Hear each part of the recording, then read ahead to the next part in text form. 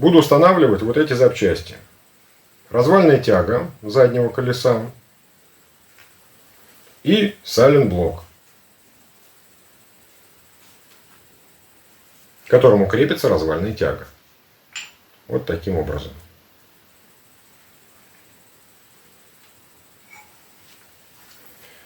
Прежде всего, предостережение. На тот случай, если видео нашел человек и у него заскрипел этот сайлент-блок, и он желает знать, как этот скрип убрать и насколько срочно это нужно делать. Отвечаю, скрип этот можно убрать, заменив сайлент-блок. А насколько срочно, как можно скорее. А почему? Смотрите видео и все увидите.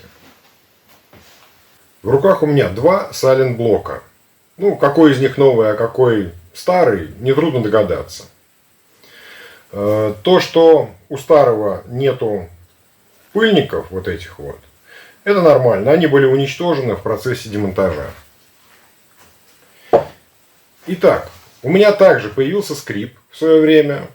Я откладывал эту замену, все откладывал на завтра, на послезавтра и так далее. В общем, как обычно, не откладывай на завтра то, что можно отложить на послезавтра. В общем, это была моя ошибка. Большая ошибка. Не повторяйте ее и не наступайте на мои грабли. Значит, этот сайлент-блок скрипел какое-то время, и потом его заклинило. И случилось вот что.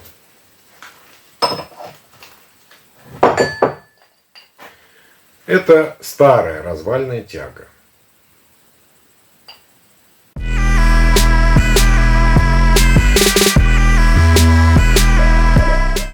Она просто лопнула. Лопнула она на ходу. Мне повезло, и я прямо считаю, что мне очень повезло. Она лопнула, когда скорость у меня была очень маленькая, и я находился в 30 метрах от дома. То есть, когда она лопается, колесо заднее меняет свое положение, и машина начинает ехать, немножко не прямо, как-то по диагонали, что ли. Чтобы ее удержать, в какой-то в определенной траектории, приходится руль поворачивать и так его и держать. То есть, в какой-то момент можно подумать, что накрылся датчик положения рулевого колеса, но нет. Это тяга. К сожалению, процесс демонтажа тяги не попал на видео, но здесь ничего хитрого нет. С одной стороны она крепится болтом, а со стороны вилки она крепится болтом и гайкой. То есть открутили, извлекли, и все, никаких проблем. Самое веселое начинается, когда необходимо выпрессовать сайлент-блок. То есть это основная часть программы. Там и силовые упражнения, в общем, все есть. И большую часть времени, я думаю, что вы будете заниматься именно этим вопросом. Хотя, если у вас есть какой-нибудь гидравлический выпрессовыватель или еще что-то, который я даже стал подумывать, а не купить ли, но пока нет, пока я в раздумьях, то, может быть, у вас тоже это все легко и непринужденно произойдет.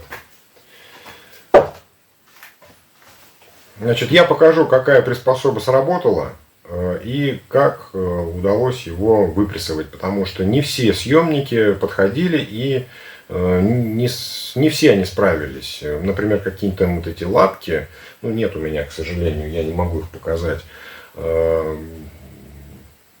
Они спасовали, то есть невозможно было извлечь. Некоторые были уничтожены в процессе демонтажа. Очень хороший сайлент-блок, очень хороший. Заклинивший. Сработала вот такая конструкция. То есть шпилька и две гайки.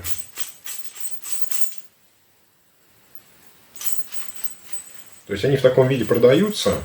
Набор трубок продается отдельно. Например, на всех инструментах можете поискать или еще где-нибудь в каком-нибудь магазине. Это не какая-то уникальная конструкция, которая была разработана здесь, например. Нет. Это все куплено в магазине. Значит, единственное, что она была чуть длиннее, но такая шпилька, ну, как-то мешалась. Пришлось воспользоваться болгаркой. Вот. Болгарка вам еще может понадобиться, если вы решили самостоятельно это все сделать и не гонять в сервис. А если она около дома сломалась, тяга, какой сервис? Это что, эвакуатор? Да это вообще какая-то неинтересная история. Так вот. Пришлось найти какую-то непонятную шайбу. И на помойке, опять же, ну на самом деле не на помойке, я там попросил у людей кусок трубы подходящий. И отрезать, опять же, болгаркой необходимый кусок этой трубы. Дальше это все вставлялось в сайлент-блок. Ну, это кто первый раз делает, вот, наверное, будет для вас теперь понятно, что там происходит. Сайлент-блок. И все, и с другой стороны гайка. Ну да, шайба какая-нибудь и гайка. И все. Вы закручиваете вот эти гайки. Таким образом, сайлент-блок выдавливается. Ну, тянуть надо нормально. То есть, очень хорошо тянуть, пока он не щелкнет. То есть, потом напряжение спадает, и вы уже его совершенно спокойно вытаскиваете. То есть процесс запрессовки, он в принципе аналогичный. Поэтому в обратной последовательности я сделаю то же самое. То есть сначала я запрессую, а потом уже поставлю тягу. Ну и в процессе я буду все это уже показывать. Я подобрал нужный диаметр трубы для того, чтобы не повредить вот эти вот пыльники. Вот таким образом. Буду вот в этот вот в корпус давить, и таким образом он должен у меня оказаться на своем месте.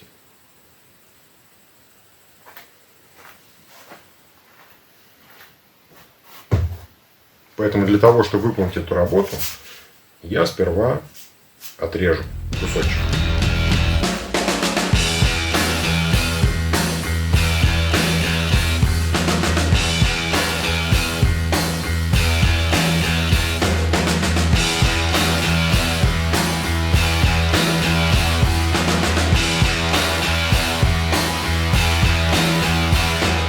Ну все, готово дело. Теперь можно идти запрессовывать.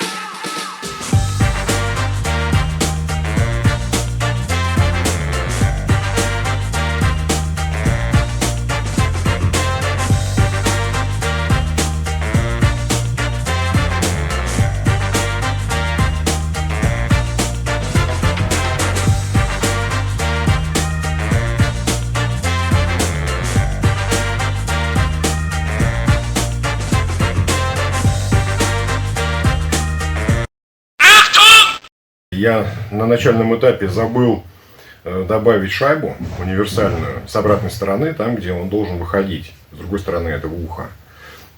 Это необходимо, да вообще обязательно, по-другому-то никак вы его не вдавите, потому что он упрется и все, а он не должен.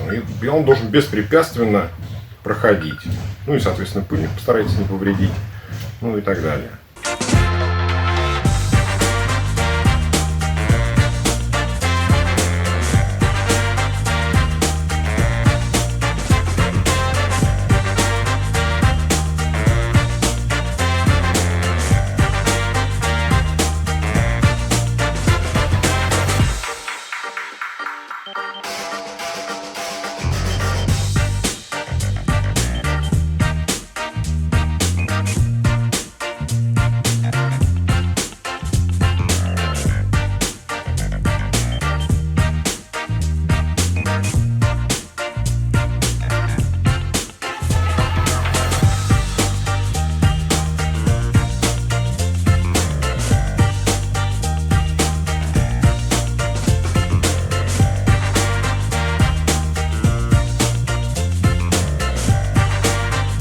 Перед тем, как монтировать тягу, я выставлю такую же длину, как на старой, для того, чтобы потихонечку доехать до сход-развала, и уже потом мне все сделают правильно.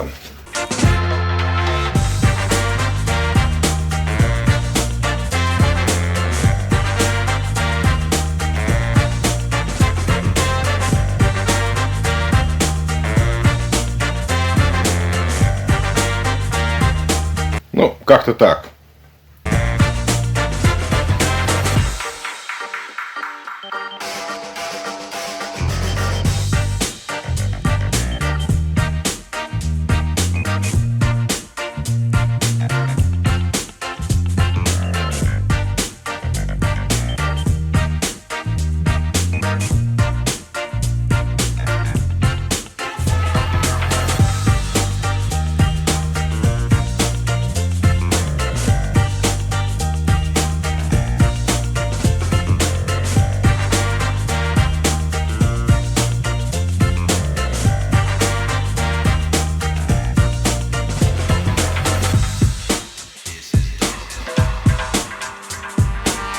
Итак, болты я, значит, закрутил, но не затягивал.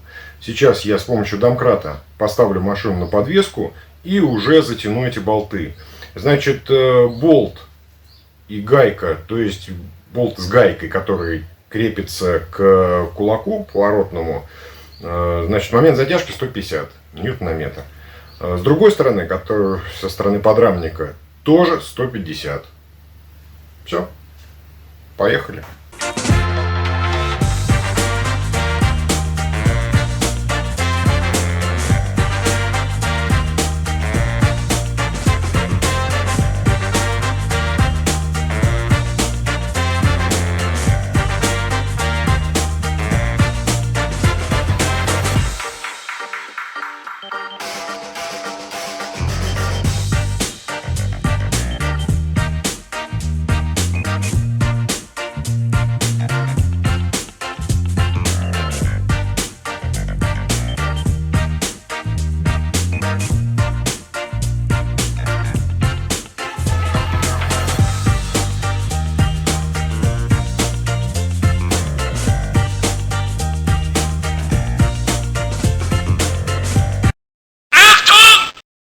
Пришлось заново все разобрать, потому что мне не понравилось, как вот эта вилка, она почему-то сдавилась. И, честно говоря, меня это смущало, этот момент. В общем, я разобрал, и эффект неожиданный. Момент затяжки 150 ньютон-метр. Ничего такого сверхъестественного. Вот такой эффект. То есть втулка из фольги. Что за черт? Ну что это за черт? ВТР. Так что, разочарован. Что я могу сказать? Разочарован. В общем, как вы видели, это, конечно, никуда не годится. В общем, приходится колхозить. Причем обидно, тягу взял оригинальную, болты оригинальные, все. Сайлентблока, нет его здесь оригинального. А машина стоит, машина нужна. Поэтому приходится использовать то, что есть. А то, что есть, ну, мягко говоря, как вы видели, качество неудовлетворительное. Буду, наверное, какие-то шайбы подкладывать. Сейчас спилю, уберу заусенцы и все по новой, ну, подложу шайбы. С каким моментом это все затягивать, я теперь даже не знаю. Колхозим, и это будет временное решение. Все, записали временное решение и виш-лист, как говорится, добавили сайлент-блок. И, возможно, не один. Вот такой вот колхоз. Но других вариантов нет.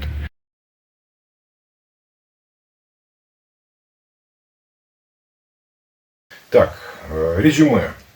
Самое время подвести итоги. Значит, ПТР, сайлент-блоки, понятное дело, что они не подходят. Само исполнение их, ну, где-то на 4 с плюсом. Но, поскольку они сделаны из каких-то сомнительных материалов, то общая оценка 2 балла. Все, двойка. Все очень плохо. В связи с этим я, соответственно, пошарился в магазинах в Штатах, в поисках запчастей подходящих. Ну, подумал, ну, вдруг у них-то там все нормально с этим, и можно оригинальные купить. Так вот, по поводу оригинальных запчастей. Значит, сайлент-блоков оригинальных нету. У них нет партномера, нет ничего. И в магазинах, собственно говоря, в Америке, опять же, их никто не предлагает для приобретения. Все сайлент-блоки, они поставляются вместе с кулаком в сборе. То есть никто не занимается вот этими выпрессовыванием, запрессовыванием, все эти силовыми упражнениями. Это никому не интересно. Просто меняется кулак в сборе, и все. И тебя отпускают с Богом. Еще на 100 тысяч тебе хватит. Ну, такой вот старперской езды, как у меня, например. Значит, кулак в сборе стоит где-то $350 один. Тяжелый, понятно. Сколько стоит его доставить, не ясно. Ну, в общем, на круг, то есть если на правую и на левую сторону поставить, то это $700. В пересчете на наши деньги по нынешнему курсу, ну, да, округлим до 100. В общем, 70 тысяч рублей. Плюс доставка, допустим, 90. Здесь, ну, в наших магазинах, предлагают кулаки в сборе от 130 тысяч рублей. Один. То есть, получается, уже 260. Плюс работы по его установке. Ну, в общем, на 270, я думаю, можно рассчитывать смело. Ну, где 70 тысяч, ну, пусть 80, ладно, с доставкой, и 270. Но разница ощутимая. Так вот, значит, это я взял на заметку, что, да, можно, наверное, каким-то образом это все привести. И каким-то образом вот сэкономить, потому что 70 тысяч не укладываются в голове. Ну, ладно, все, с этим вопросом мы, как говорится, разобрались. Теперь по поводу запчастей, которые предлагают, ну, там людям, вот в Америке, в стране чудес. Выяснилось, что у них тоже есть эти сайлент-блоки, каких-то там якобы производителей. Некоторые из них довольно имениты, чуть ли не с вековой историей. И они тоже предлагают свою продукцию. Но, как выяснилось, это тот же самый Китай. Я подумал, может быть, тот Китай-то у них на самом деле, ну, как-то покачественнее или еще что-то. Залез и решил пошариться по форумам. Что люди-то пишут вообще о них? Ну, картина не меняется. То есть, все разговоры все те же самые. То есть, кто-то открывает ветку и говорит, ну, что, нельзя, что ли, покачественнее сделать эти запчасти? Что такое? Ну, и у них начинается обсуждение. То есть, они потом скатываются к осуждению капитализма. Ну, как обычно в любом форуме, потом начинается какой-то мусор на 10 страниц текста. Единственное, что там мне понравился комментарий. Один человек тоже написал, да-да, мне вот тоже интересно, почему, собственно говоря, Chrysler не может делать автомобили покачественней.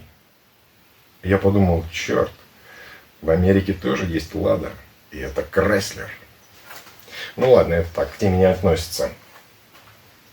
Так вот, в связи с этим я решил, конечно же, не приобретать вот эти китайские запчасти, потому что это очень странно из Китая доставлять их через Штаты. Ну, очень странное решение. С логистикой тут тоже надо как-то разобраться. Поскольку вариантов нет, за 260 тысяч я не готов устанавливать кулаки в сборе. Поэтому я... ВТР, опять же, тоже я не готов устанавливать всюду. Поэтому я попробовал другого поставщика. Да, почему, собственно говоря, это все началось-то? Я поменял сайлентблок.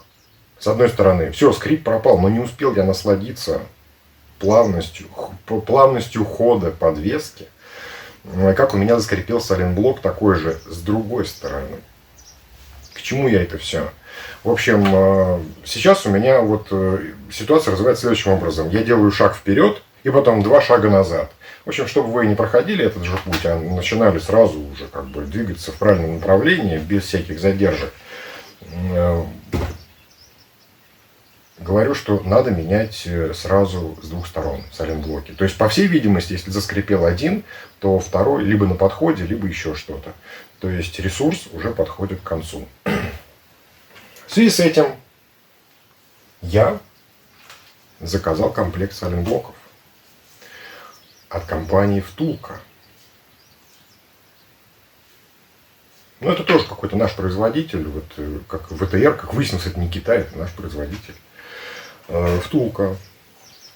Они тут пишут такие вообще сказки, что тюнинговые. Да прям... Что вы. Ну, посмотрим. Значит, их я установлю и сбрасываю счетчик. В комментариях я, естественно, напишу, сколько они отходили. И, ну, если что-то там пойдет не так, допустим, через 4000 или через 5000 они заскрипят или там разобьются или еще что-то, я, конечно же, напишу. Сейчас совершенно непонятно. Они заявляют, что они тюнинговые, вечные, да просто шикарные. То есть даже ОЕМные не так хороши, как эти. Ну что ж, проверим. Ну вот, собственно говоря, и все. Поэтому... Да вариантов-то нет. То есть оригинал заказывать, ну, соответственно, в Штатах, ну, все. Это кулак в сборе. По-другому никак. Других поставщиков сайлентблоков я не нашел. Ну, делайте выводы, в общем. Показывать, как я их устанавливаю, эти сайлентблоки, ну, смысла нет. Вы и так все это уже видели. Все-таки покажу в разобранном виде все вот эти вот рычаги. Ну и другие элементы. Значит, сайлентблок развальной тяги я уже вытащил, то есть извлек.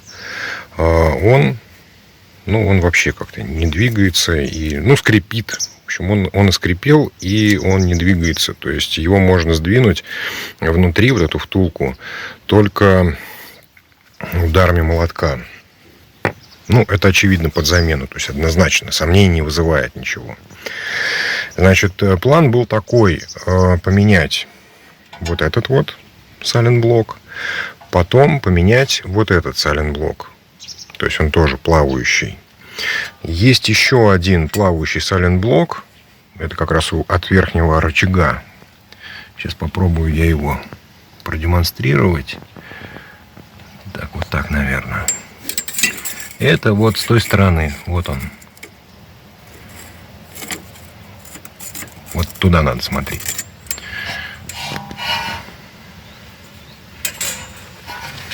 Сейчас подлезу.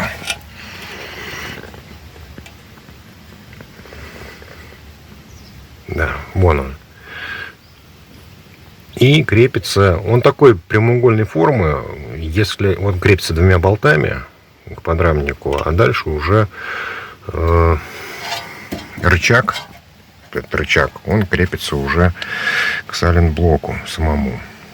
Ну, он у меня не вызывает никаких сомнений, то, что он в нормальном состоянии, и менять я его не планировал. Значит, для того, чтобы подготовить вот этот сайлентблок к извлечению, необходимо еще снять суппорт. Вот он у меня я его подвесил, чтобы он мне не мешался. А иначе... Где у меня болт? А иначе невозможно было просто вот этот болт отсюда извлечь. Он упирался в суппорт.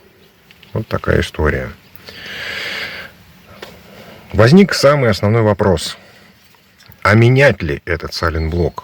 Дело в том, что я не увидел с ним никаких проблем. То есть он абсолютно нормальный. Ну, как мне кажется. Никаких, собственно говоря, там люфтов, ничего нету. Он плавает от руки, как вы видите. Ну, чтобы было нагляднее, вот он. То есть отличный сайлентблок.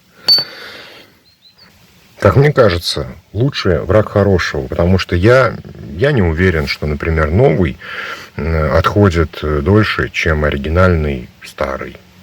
Вот так. Поэтому не буду я придумывать себе какие-то занятия, а оставлю его на месте. Но в качестве запасного у меня сайлентблок этот останется. Если вдруг что-то не так, я все это подниму, сниму, демонтирую и обратно соберу. Ну вот, втулка на месте. Ну, честно говоря, как-то по-игрушечному выглядит. Ну и ладно, лишь бы работало. Ну и поскольку план поменялся немножечко, я взвесил все за и против и подумал, а почему бы, собственно говоря, на личном опыте не посмотреть, что же, какая между ними разница? Я имею в виду между сайлентблоками втулка и сайлентблоком ВТР. Ну, ВТР-то уже стоит. Сколько он отходит, неизвестно, но втулка это такая же темная лошадка. Поэтому я решил оставить и на личном опыте убедиться, какой из них выйдет из строя раньше.